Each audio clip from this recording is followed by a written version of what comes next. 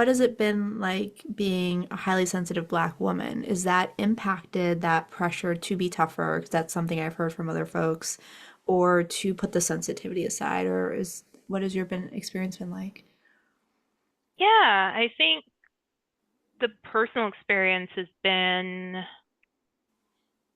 let's see, in a number of ways, I have been told that like I don't fit this stereotypical idea of what people have when they think about a Black woman, Mm. both when within and outside of my community, right? Even Yeah. though there's so many Black people, and particularly Black cis women just like me, um, at the same time, it's been like there's something unusual about you, like, Right. in terms of your temperament or in terms of your interest or in terms of like how you move through the world. Mm. And I think when it comes to sensitivity, there's, which what you and your audience is probably familiar with is the strong Black woman trope Yep. of Black women need to be indomitable. Black women need to just face whatever challenge, but also tied into that, because I'm not just an HSP, I'm an introvert. It's like this expectation or this assumption that Black women are always extroverted and always are going to be Right. out in center and are always going to make their voices heard no matter what.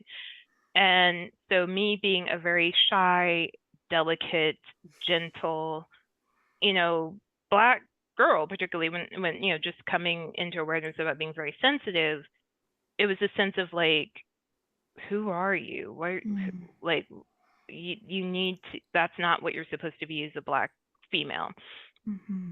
So there's that, but then also, there's this idea, particularly of like a part of the stereotype is that like Black women can handle an inordinate amount of pain. And we've seen the research on this, like particularly in Hmm. the medical profession, how there still is a lingering assumption that Black people, including Black women, have literally thicker skin, or that they have a higher pain threshold, or that we have a higher pain threshold rather. Hmm. And I think what that translates to is if you're a very sensitive person and you can become easily overly stimulated, it can be hard to kind of explain to people of like, in general, no one can handle an endless amount of pain or stress or anything, but especially if you are highly sensitive and you're being faced with stereotypes of like, we can throw anything at you and you should be fine. Right.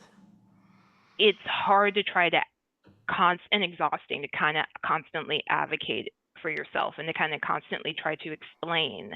And I think Hmm. one of the things that's been helpful about having more awareness in psychoeducation about, you know, being a highly sensitive person is that like it gives you something to try to let people know like, hey, there's a certain threshold that I have, and I am more than capable and willing to do the work. I'm more than capable to, collaborate and help and be a part of the team and do what needs to be done to like benefit myself and others. But it's like there's certain things where it's like I've hit the wall and we need to Yeah. like make adjustments that way I don't burn out. Yes, you're human, right? You can Right. only take so much. And as you're talking about this pressure to be strong all the time, that hurts all Black women, first of Mm-hmm. all. But then if you're highly sensitive, you're introverted, you're needing to sacrifice yourself even further, and the expectations become more harmful and unreasonable. And you brought up an interesting point, another layer, which is that in that strength, you also have to be extroverted. You have to be on all the time, ready for everything. That is so unreasonable, so harmful. And so then there's all these layers of you that aren't okay. It's not okay to be Mm-hmm. introverted. It's not okay to be sensitive. And you said like you hit that threshold sooner than other people, but then I'm just wondering how does that start to impact you personally, hearing all those messages? I think, I mean, the first word that comes to mind is dehumanizing. So Yeah. Mhm.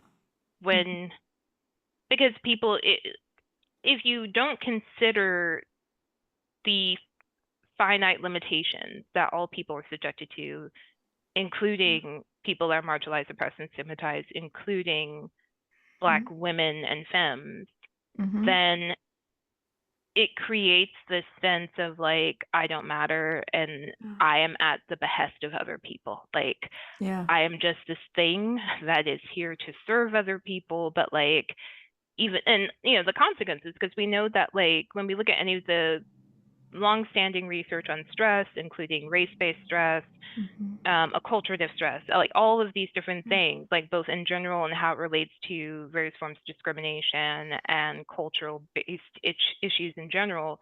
Stress, especially if prolonged and chronic and unrelenting, has a deleterious effect on mental and physical health. And I've definitely felt that. I've definitely had times Yeah. where I've been pushed to the brink Mhm. and still having to face with people not understanding it or it being misconstrued as like laziness or Right. being difficult or Mhm. not wanting to be a team player, not wanting to contribute enough. And it's like, no. And so almost it can kind of make you second guess yourself, Yeah. where you're just like, is it really true? And of course it's not, because Mhm. if you can point to like factual information of like, I am putting in the effort and I am putting in the work and I am contributing, and you're continually met with like, no, you need to bleed yourself more. Right. Um, it just starts to get to a point where you realize like, oh no, it's not a matter of a lack of effort. It's a matter of like lack of care Right. from the outside. Exactly.